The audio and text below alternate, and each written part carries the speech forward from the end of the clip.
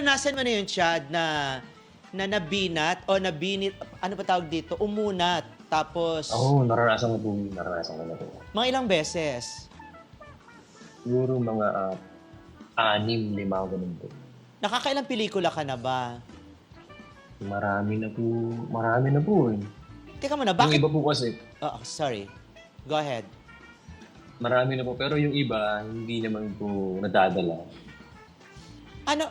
Anong parte? Bakit ka nadadala? Anong mga eksena? Ano yung nangyayari? Bakit tinatablan ka?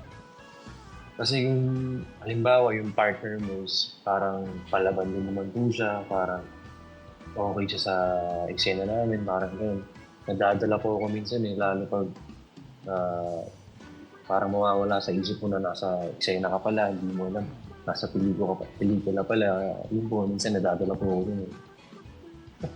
Pero Chad, Pero oh, okay, go. Pero, sinasabihan ko naman yung girl po na, ano, na ganito ganyan, tensya ka na, medyo pinigis yung junjun ko, kaya, pero sabi naman ng babae na magiging partner ko is, kaya lang yun, trabaho lang naman, normal lang naman yun.